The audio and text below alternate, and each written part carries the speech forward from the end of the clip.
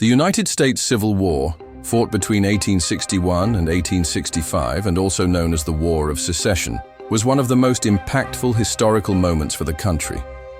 This is due to the fact that it was a bloody conflict capable of pitting brother against brother, state against state, and values against values. At its core, the war carried a tension that had been building for decades, founded on fragile bases of political disagreements, economic divergences, and a deep moral chasm that opposed two completely different ways of life, the industrialized and progressive North, and the conservative South deeply rooted in slavery.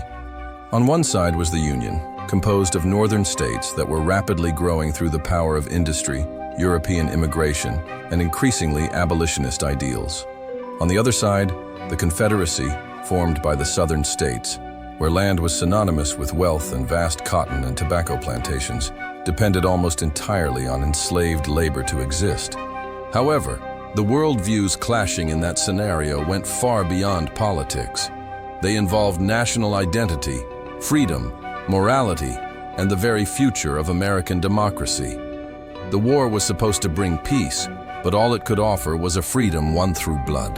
And as a result of this conflict, the United States also gave rise to an evil that would remain forever rooted in its history. Let us understand how the ashes of a nation at war can serve as fertilizer for the birth of something dark, a movement that, masked with the American flag, turned hatred into a way of life. We are talking about the infamous Ku Klux Klan. During the United States Civil War, each side had distinct motivations. Among all the differences that separated the North and the South, none was as explosive as slavery. In the South, this practice was not just an economic pillar, but the foundation of the entire social structure. The Southern economy revolved around large-scale agriculture, focusing on crops like cotton, tobacco, sugarcane, and rice. To sustain the plantations, large landowners relied on a broad, productive, and above all, cheap labor force.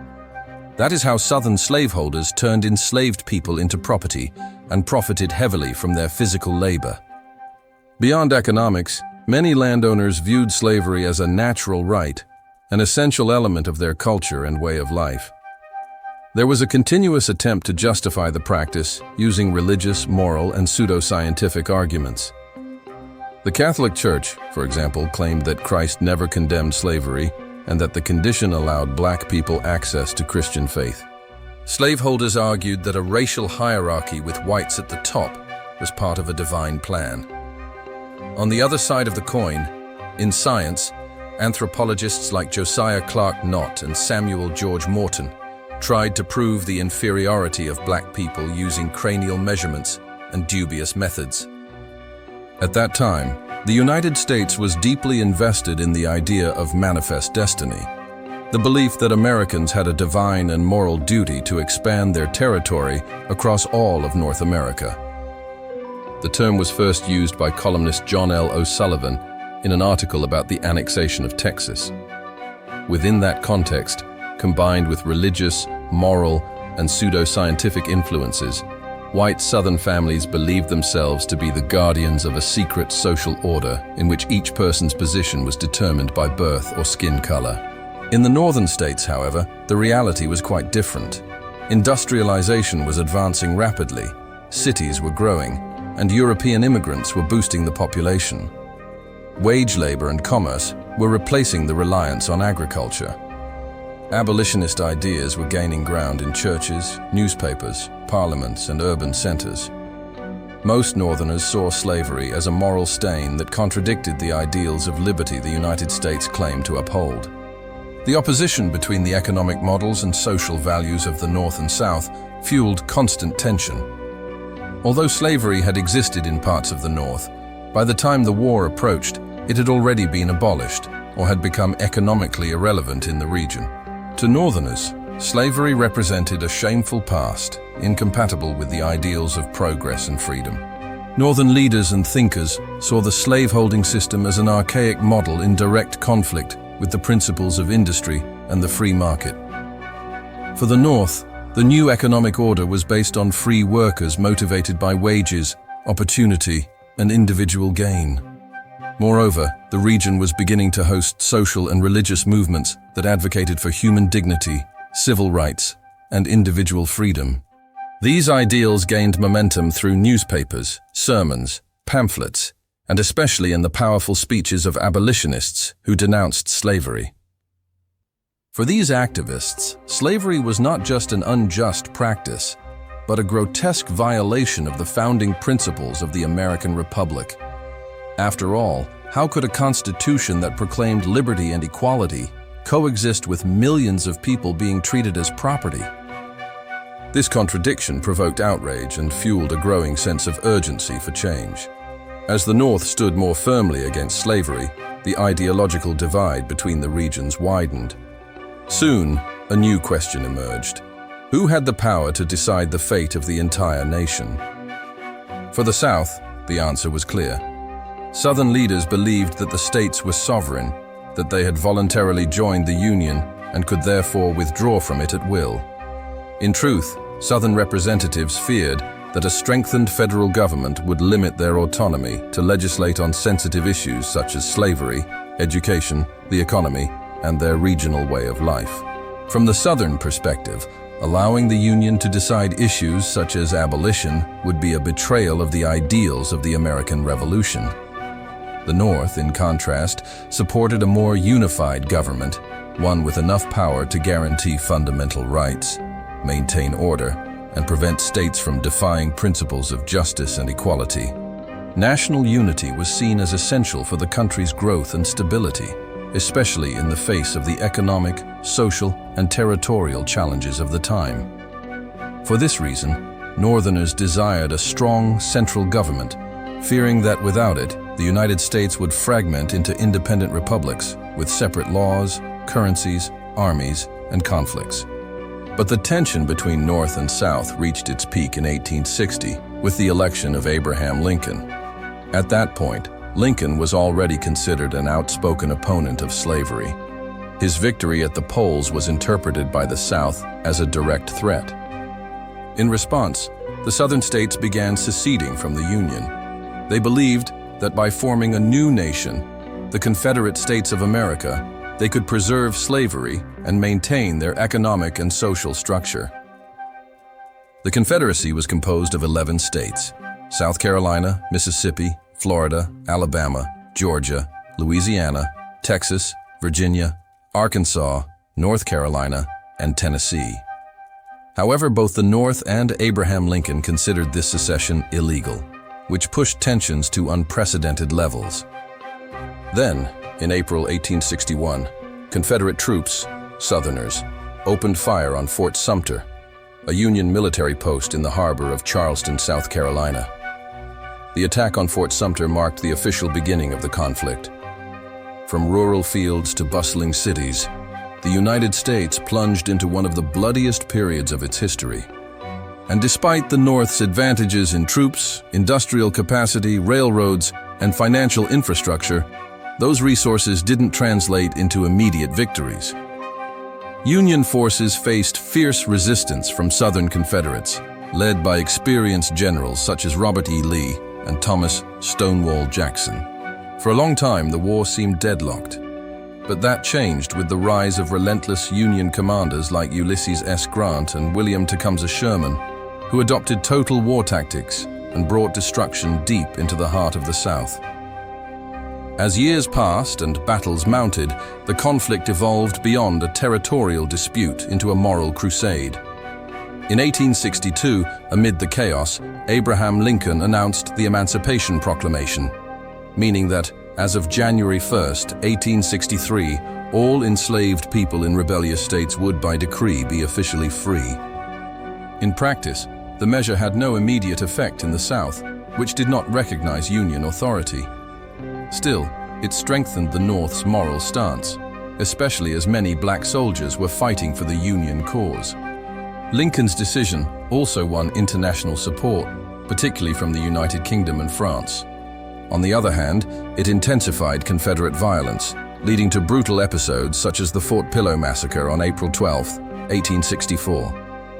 In that incident, after a brief battle, Confederate troops under General Nathan Bedford Forrest captured the fort and massacred soldiers who had already surrendered. Reports indicate that at least 600 Union soldiers were killed, with a disproportionately high number of black casualties. The violence continued for more than a year until the war ended in 1865. The North emerged victorious, but the country had little to celebrate. Approximately 800,000 Americans had died. Just 5 days after the victory, Abraham Lincoln was assassinated. His funeral caused national mourning. Vice President Andrew Johnson assumed the presidency and continued the Reconstruction plan left by Lincoln. In December of that same year, the 13th Amendment to the Constitution was ratified, officially abolishing slavery throughout the United States. Around 4 million people were, technically, no longer considered property. In the South, the impact was devastating. Several states collapsed. Cities like Atlanta and Columbia lay in ruins. Confederate soldiers returned home mutilated, ill, and disillusioned. Families were scattered, the land was unproductive, and the old social order had been destroyed. Meanwhile, formerly enslaved people began walking the same streets where they once walked with their heads bowed. They were now able to marry legally, register their children, open small churches in wooden houses, and establish community schools. Some newly freed individuals learned to read and write. Others ran for public office with support from Northern Republicans, thanks largely to the protection of federal troops that ensured their newly gained rights. This new reality caused an uproar. The presence of literate black people who owned land or held political influence was seen in the South as an affront to the old social order. That environment gave rise to the myth of the lost cause. Confederate veterans and once wealthy families began to retell history from a different perspective. According to this new narrative, the Confederacy had not fought to preserve slavery, but for freedom, for states' rights, and for the dignity of Southern people. In the Southern view, defeat was transformed into a symbol of heroic martyrdom. This romanticized version became a collective psychological comfort. Stories were created and shared with pride, celebrating not victory, but the supposed honor of defeat. Yet history has grown weary of teaching us that such romanticism creates fertile ground for evil to take root and thrive. The period known as Reconstruction represented for the South an imposition by the federal government. The defeat forced Southern states to rewrite their constitutions, accepting amendments approved by the Union. These amendments abolished slavery, granted full citizenship and voting rights to black people, and allowed the presence of federal troops in Southern territory. The old power structure, once exclusive to the white population, was now officially divided. Many political positions were held by carpetbaggers, Northerners who migrated in search of opportunity, and also by scalawags, Southern whites who accepted defeat and allied themselves with Republicans. For former slaveholders and Southern aristocrats, who had lived for decades under a different model, this new reality was unbearable. In addition to the loss of wealth, these individuals now had to coexist with formerly enslaved people, and Northerners they referred to as invaders. The Southern elite did not see Reconstruction as a national rebuilding, but as a humiliation. Over time, the feeling of defeat turned into frustration and mourning. Many families began to remember the thousands of soldiers who had died fighting for the South. A melancholic atmosphere took hold, reinforced by songs, monuments, and literary works that exalted heroes of the so-called lost cause. It was in this environment that 6 former Confederate officers, consumed by wounded pride and frustration, decided to create a distraction for the void left by war. In December 1865, the 6 friends, Frank McCord, Richard Reed, John Lear, John Kennedy, Jake Calvin Jones, and James Crow, gathered in Pulaski, a small town in Tennessee. The initial intent was to create a pastime, a game, but they ended up founding one of the most feared organizations in United States history. All were educated men, marked by the traumas of the battlefield. Inside each of them was only emptiness, and emptiness at times feeds cruelty. Inspired by old secret societies, the 6 friends decided to form a new brotherhood. Their main reference was the Sons of Malta. an organization that arose in St. Louis, Missouri, in the 19th century. Little is known about this society, but reports suggest it was a parody of more serious orders like the Freemasons, characterized by extravagant and obscure rites. Basing their actions on this concept, the six men created their own pseudo-mystical initiation rituals and adopted white robes. They gave the new fraternity the name Ku Klux Klan, a combination of the Greek word kuklos, circle, and an altered spelling of the Scottish word clan, meaning family group or tribe. In the beginning, the Ku Klux Klan resembled more of a macabre theatrical troupe than an organization with real intentions. Its first members appeared in white robes with their faces covered, staging eerie rituals in areas inhabited by black communities. On horseback, they claimed to have come from hell, said they hadn't drunk water since the bloody Battle of Shiloh, and promised vengeance upon the living. It soon became clear to formerly enslaved people that this group had chosen them as its primary target. Rapidly, like a plague, others joined the sinister theater, and new chapters emerged in several southern cities. In April 1867, representatives from these local cells met in Nashville, Tennessee. At that meeting, they created titles with near-mythological names: Grand Wizard, Grand Dragon, Titan, and Cyclops. Each position had its own designation, but the most disturbing part, the top title, Grand Wizard, was granted to former Confederate General Nathan Bedford Forrest, the same man responsible for the infamous Fort Pillow massacre, where black soldiers were killed even after surrendering. Although Forrest's appointment was meant to be symbolic, it marked the Klan's full transformation into a violent organization. Under his leadership, attacks gained military precision. Among the targets were black individuals who dared to vote, teach, purchase land, or simply walk with their heads held high, along with white allies, missionaries, Republicans, and anyone who challenged them. These people were coldly murdered in the middle of the night.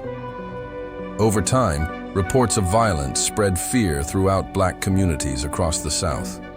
Through constant threats, targeted killings, and brutal tactics, the Ku Klux Klan succeeded in weakening black political leadership, especially in Tennessee. Initially, the federal government ignored these events. Unlike Abraham Lincoln, President Andrew Johnson resisted granting full citizenship to freed African Americans. From the start, he showed little vision for national reconstruction. As an advocate of a limited federal government, he rejected the idea of intervening in state matters. Throughout his term, no action was taken against the Ku Klux Klan. Only after Ulysses Grant took office, a man regarded as humble and a defender of civil rights, did that reality begin to shift. Around 1870 and 1871, the United States Congress passed what came to be known as the Enforcement Acts, designed to suppress the Ku Klux Klan and protect the civil rights of the formerly enslaved. For the first time in history, the government began treating hate crimes as conspiracies against the state. Federal troops were sent to the South, and hundreds of Klan members were arrested or forcibly removed from the areas where they operated, with minimal military effort. The Ku Klux Klan appeared to be dismantled, and many believed the terror had been contained. However, at that point, a large number of people supported the organization's actions, which facilitated the rise of new paramilitary groups, more disciplined and organized. Among the first were the White League and, shortly after, the feared Red Shirts. Both began operating as armed militias aligned with the Democratic Party. Their objectives were clear: to suppress Republican votes, intimidate black citizens and political allies, and restore white control over state institutions. Unlike the Ku Klux Klan, which operated in the shadows, these groups paraded in broad daylight, carrying flags, weapons, and wearing uniforms.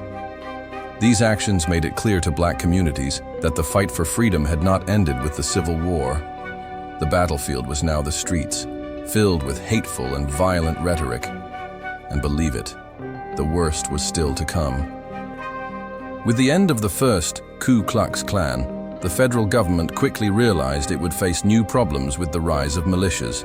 Still, authorities remained committed to the promises of Reconstruction and the defense of civil rights in the South. On several occasions, federal troops were sent to southern states to ensure minimally fair elections and to allow newly freed black citizens and local Republicans to exercise their rights without violence. These interventions, however, were sporadic and largely ineffective.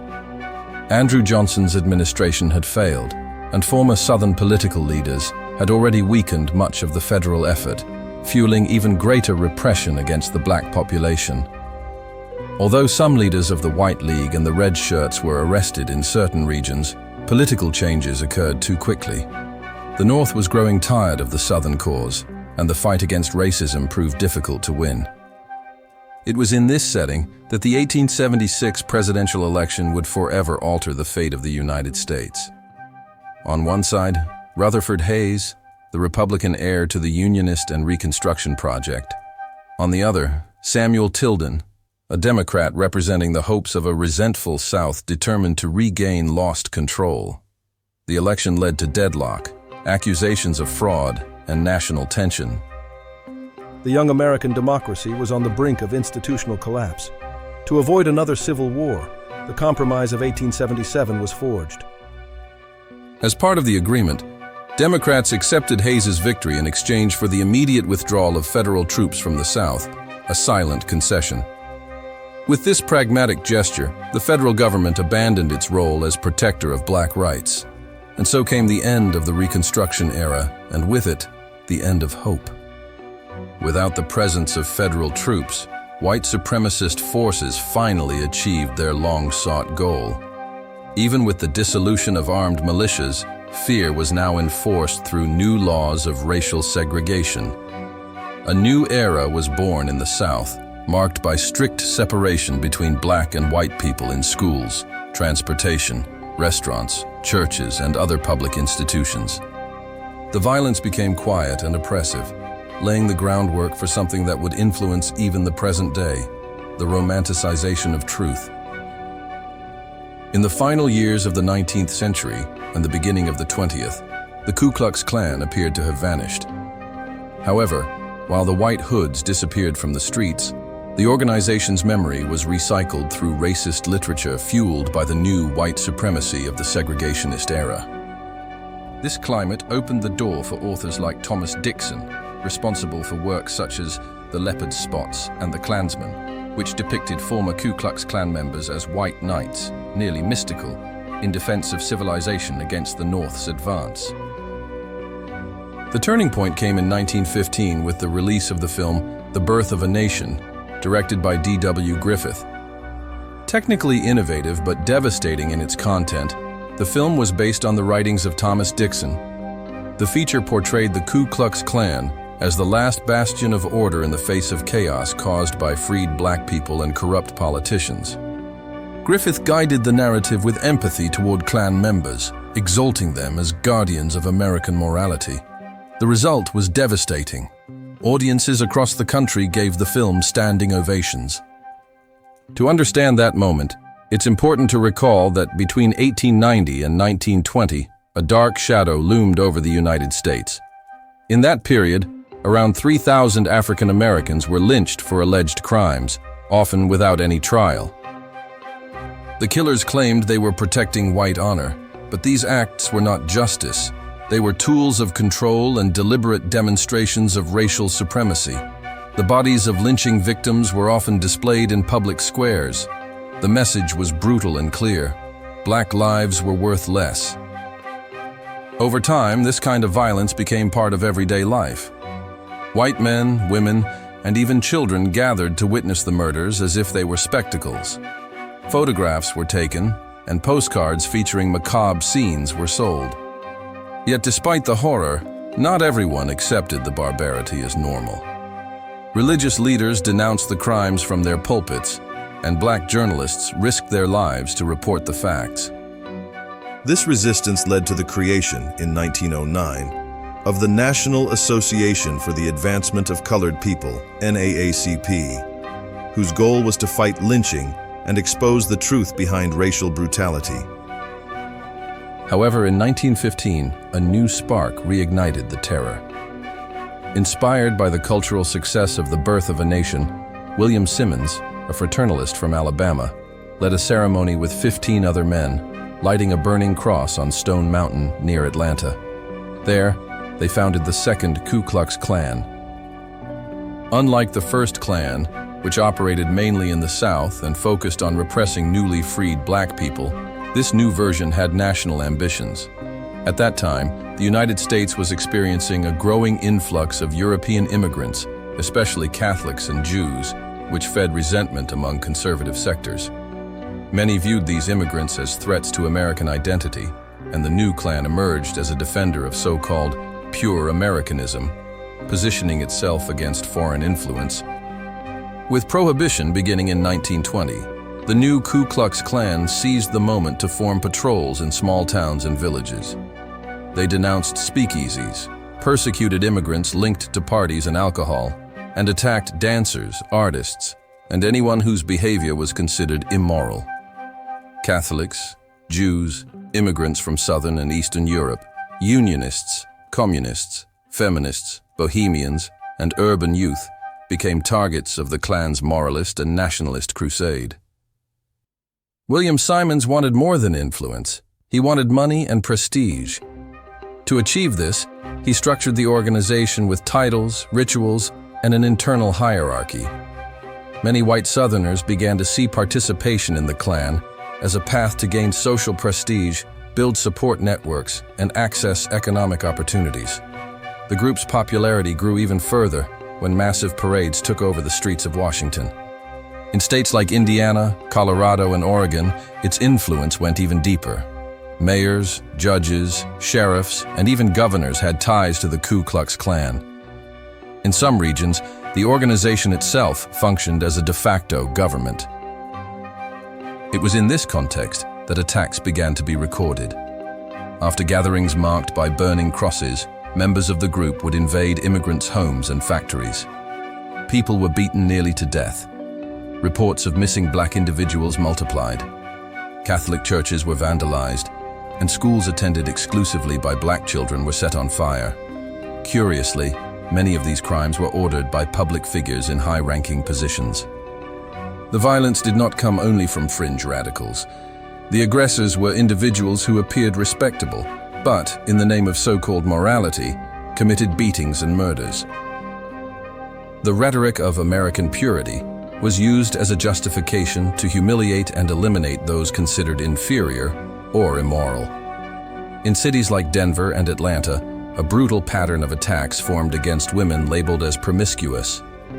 These women were taken to public squares, had their hair cut off, were beaten, and had their names published in newspapers as a form of public shaming. Officially, the Ku Klux Klan claimed to be against lethal violence.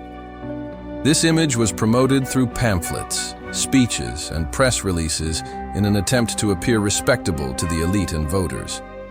But it was all a facade. Behind the civilized rhetoric was a structure built on beatings, threats, and murder. And it was in this climate of expansion and violence that, in 1922, the Klan underwent internal upheaval.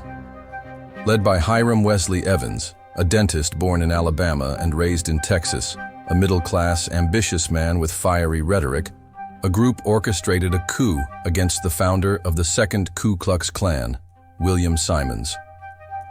In 1923, William was forcibly removed from leadership, and Hiram took over. Not everyone accepted the change. The Klan split. On one side, Hiram reorganized the institution. On the other, in Indiana, a man named David Curtis Stevenson, known as the Grand Dragon, began to compete for power and influence within the organization. With growing influence in the Midwest, David turned his faction into a machine of regional domination, gaining strength in industrialized and urban states. At that time, the Ku Klux Klan had around 4 million members across the country. Despite the internal division, both groups used the same symbols, rhetoric, and methods. But David had something different. Born in Texas and raised in Oklahoma, he was a compulsive liar who claimed to be a war hero, something never proven. Gifted as a public speaker, he entered the world of advertising and politics until he was recruited by the Ku Klux Klan, where he quickly rose through the ranks thanks to his mobilization skills. Under his leadership, the Indiana Klan became a powerhouse. It controlled the governor, half of the state legislature, mayors, judges, sheriffs, and media outlets. David organized major events, such as the 1925 March in Washington, D.C., which gathered over 40,000 white-robed members parading through the Capitol in search of political legitimacy. His newspaper, The Fiery Cross, circulated nationally, and his speeches filled stadiums with messages of hatred against immigrants, Catholics, and black people. But behind the moralistic image, David was a violent, corrupt alcoholic. He amassed fortunes through initiation fees and uniform sales. He lived in luxurious mansions, surrounded by fancy cars and lavish parties, a lifestyle completely at odds with the Puritanism he preached. Beyond all that, he also maintained relationships with women that were marked by abuse and violence. This hidden side would come to light in 1925, when his name appeared in the newspapers not for fiery speeches, but for something far darker. This time, David Curtis Stevenson was linked to a brutal crime. He had kidnapped, assaulted, and tortured a young educator involved in state-run social programs. The victim was 28-year-old Madge Oberholzer. The case only came to light because Madge survived long enough to give a detailed account of what she had endured. She said she met David in January 1925 during the inauguration party for Governor Edward Jackson, held at the Indianapolis Athletic Club. At the event, David persistently approached her, trying to convince her to go out with him. After several refusals, Madge eventually gave in. After a few dinners, they began a relationship. Intelligent and committed, Madge started working informally as David's advisor during Indiana's 1925 legislative session. However, her involvement with him was primarily motivated by the hope of using his influence to advance an educational program she was part of. But the relationship began to unravel when she was invited to a party at David's mansion. The atmosphere, the excesses, and his erratic behavior made her deeply uncomfortable. After that night, Madge decided to cut off all contact with David. They didn't see or speak to each other again until Sunday, March 15th, 1925. That night, around 10 p.m., Madge was returning home after going out with a friend. Upon arrival, her mother told her that David's secretary had called. The message was urgent. David was about to leave for Chicago and wanted Madge to return the call. On the phone, David promised to support her educational program if she agreed to go out with him once more. Madge gave in, and his bodyguard, E. Gentry, came to pick her up. At the mansion, another security guard was present. Soon after, the two men began forcing her to drink large quantities of whiskey until she became ill. She was then taken upstairs. There, David pulled a revolver from the drawer and pointed it at Med, holding her under threat. She was then taken to the garage and placed inside a car. Before they left, David ordered one of the bodyguards to stay behind and inform an associate about a supposed business trip to Chicago. But the real destination was David's private train car. Upon arriving at the station, David forced Med to board, and as soon as the doors closed, the terror began. Med's clothes were torn, she was bitten in various parts of her body, and she was repeatedly sexually assaulted. Hours later, after regaining consciousness, she tried to threaten David, saying she would expose him. He coldly replied, "I am the law in Indiana." And indeed, as the leader of the Ku Klux Klan in the state, David had the political power to manipulate institutions and protect himself. Convinced of his own impunity, he kept Med under control. David believed no one would believe the victim's account. The next morning, the trio continued their trip to Hammond, where they checked into the Indiana hotel. That night, while David slept, Med found the assailant's revolver.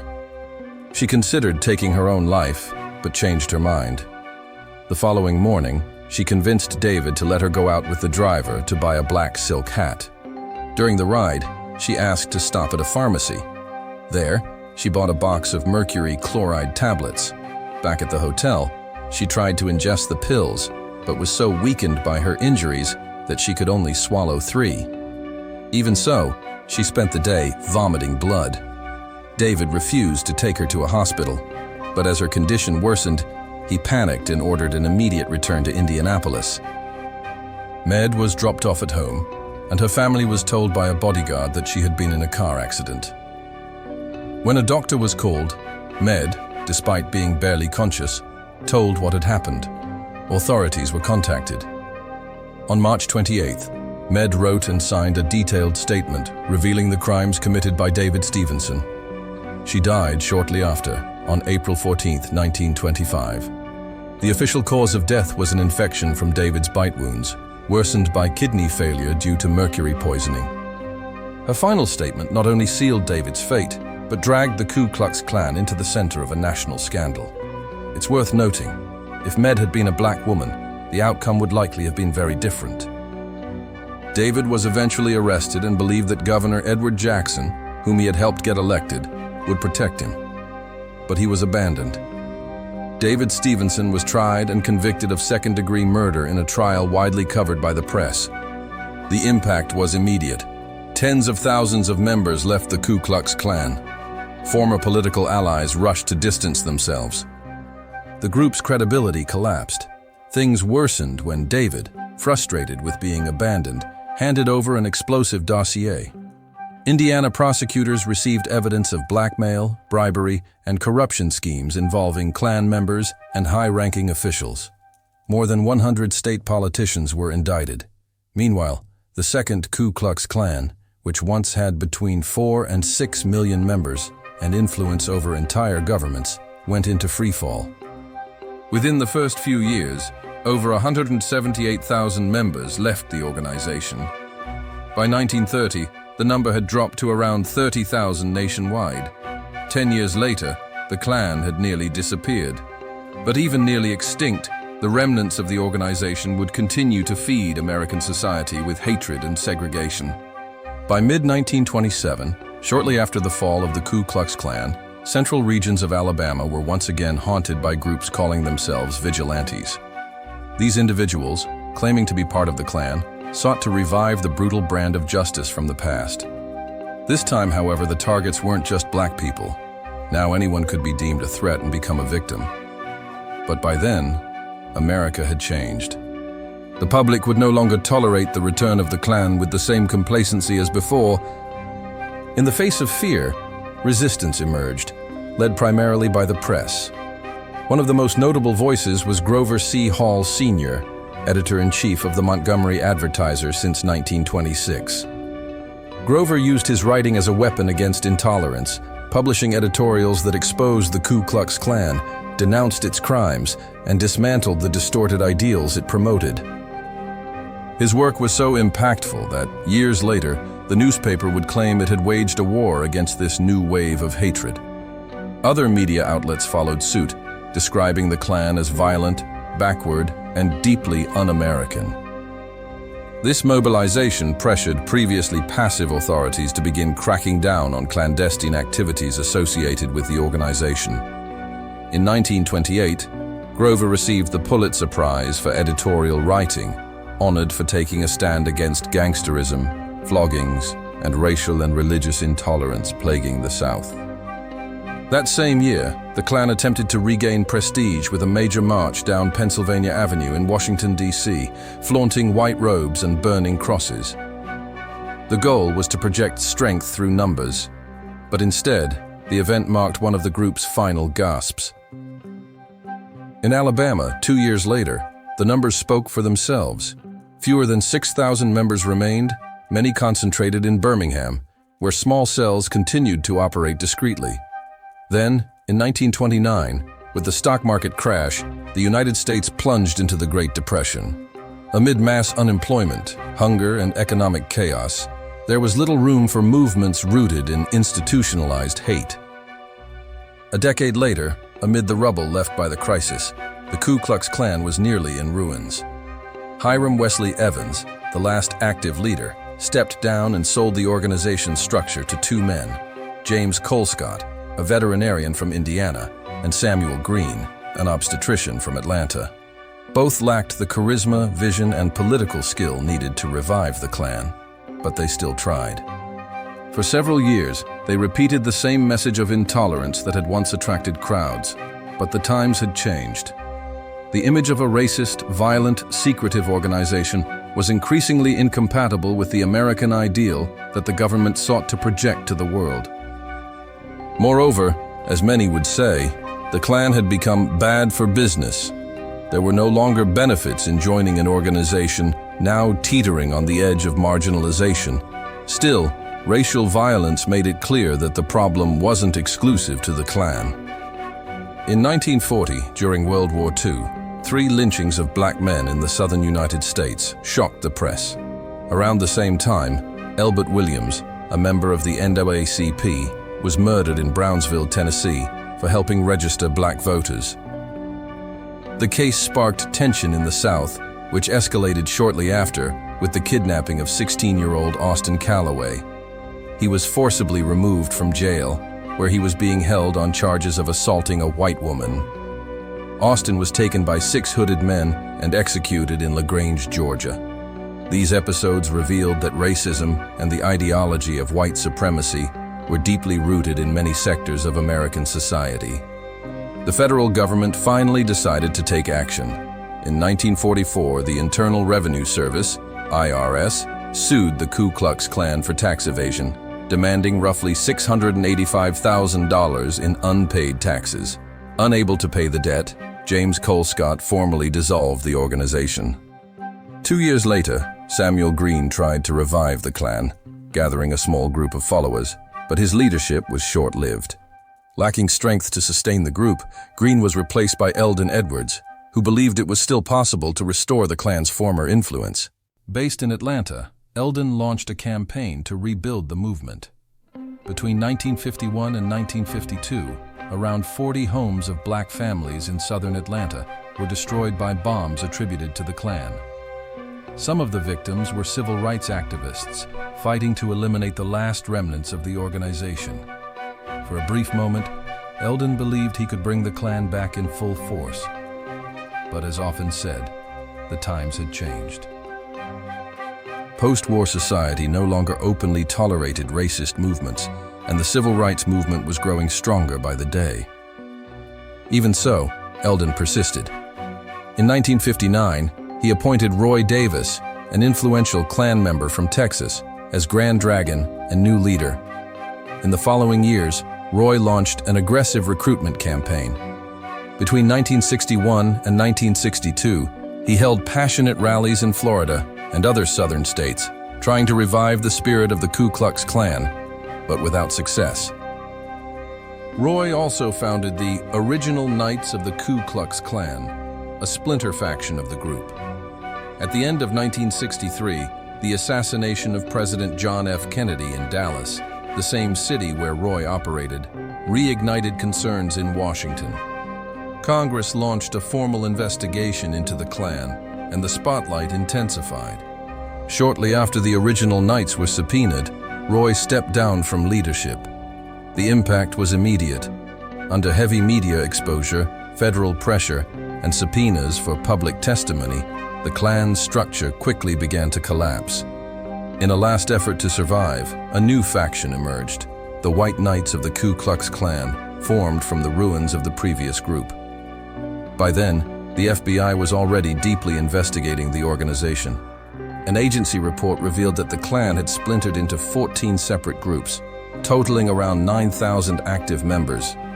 By the end of 1965, most of these groups united under a new banner, the United Klans of America, led by a man named Robert Shelton. And Shelton proved frighteningly effective.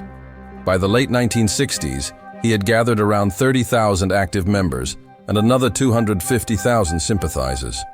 The government responded with federal laws banning legal segregation, protecting voting rights, and mandating racial integration in schools. In retaliation, in 1971, Klan members coordinated bombings that destroyed 10 school buses in Pontiac, Michigan. No one was killed, but the message was clear. If the government pushed for integration, the response would be fire and destruction. The attack made national headlines, and in some places it served as inspiration. Universities began to report the presence of small student groups linked to the Ku Klux Klan. By the late 1970s, institutions such as Vanderbilt, the University of Georgia, the University of Mississippi, the University of Akron, and the University of Southern California reported Ku Klux Klan activity on their campuses. Racist posters were seen in hallways, and white supremacist ideas began spreading against black students. The situation sparked widespread outrage. In November 1979, members of the Communist Workers' Party in Greensboro, North Carolina, organized a peaceful protest against the Ku Klux Klan. The goal was to mobilize workers, mostly black, to resist the rising tide of racism and violence in the South. It was a march for justice, but the Klan responded with bullets. Alongside members of the American Nazi Party, armed men opened fire on the demonstrators, killing 5 people. The incident became known as the Greensboro Massacre. The massacre exposed that, even after years of fighting for equality and legal victories, armed racism still marched unpunished before cameras and society. Worse, it revealed a growing alliance between the Klan and neo-Nazi groups, both representing white extremism. A major turning point came when journalist Jerry Thompson infiltrated the organization in 1979, posing as a sympathizer. His investigations revealed that FBI efforts had effectively sown division within the Klan. According to Thompson's findings, many Klan members believed the FBI had already infiltrated their ranks long ago. As a result, various groups, including the American Nazi Party, began accusing each other of collaborating with federal authorities. The suspicion was confirmed when the Invisible Empire, led by William Wilkinson, was exposed as an FBI informant. Meanwhile, civil lawsuits were being filed against the Klan, demanding millions in damages for acts of violence. Jerry Thompson also announced a book exposing the organization's inner workings. But the Klan would soon expose itself. In 1980, after an initiation rally in Tennessee, 3 members armed with shotguns opened fire on 5 elderly black women waiting for a taxi. Fortunately, they all survived, but the attack caused public outrage. 2 of the shooters were acquitted by an all-white jury. The third, Marshall Thrash, was convicted on minor charges and served only 3 months in jail. The following year, in 1981, the Klan shocked the nation again with the lynching of Michael Donald, a 19-year-old black man in Mobile, Alabama. Michael was kidnapped, brutally beaten, and hanged. His body was left hanging from a tree in a residential neighborhood. The FBI investigation led to the convictions of 2 Klan members, James Knowles, sentenced to life in prison, and Henry Francis Hayes, sentenced to death and executed in 1997. It was the first time since 1913 that a white man in Alabama was executed for killing a black person. Michael's mother, Beulah May Donald, chose to go beyond the criminal courts. She filed a civil lawsuit against the United Klans of America. In 1987, a jury awarded Beulah $7 million in damages, bankrupting the organization. The case became a landmark in the fight against hate groups and drastically reduced the number of active Klan members. In the following decades, the organization came to be seen as a marginalized group, often associated with neo-Nazi movements. This scenario only began to shift in the 1990s with the arrival of the internet. The Ku Klux Klan started using forums, blogs, and social media to spread its ideas. By the late 1990s and early 2000s, its members were already operating anonymously in digital spaces. This process gave rise to new far-right and white supremacist movements, characterized by racial hatred, anti-Semitism, xenophobia, and anti-immigrant rhetoric. These ideologies were expressed through posters, threatening slogans, symbols, and direct references to white supremacy. Even so, from 1990 to 2025, the Ku Klux Klan never regained the institutional power or systematic violence it had wielded in previous decades like the 1920s or 1960s. The Klan now persists only as a repugnant symbol of American history. Its last major public appearance occurred in 2016, following the election of Donald Trump. His political rhetoric, aligned with the far right, gave space for Klan sympathizers and similar groups to gain visibility in several regions of the United States.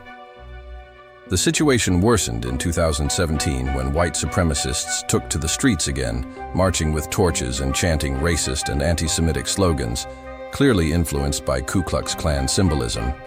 It was a scene few expected to witness again in modern times. In the years that followed, similar episodes continued to occur sporadically. Today, the FBI and civil rights organizations continue to monitor the activities of these groups, intervening whenever necessary to stop them. The robes and torches may seem like relics of a bygone era, but the mindset behind them still survives, now disguised in the digital age. A country once divided by visible territories and ideologies now faces invisible divisions. The true battle remains the dismantling of the hate-driven structures that allowed the Klan to flourish. Structures that, though weakened, still breathe, occasionally surfacing without warning.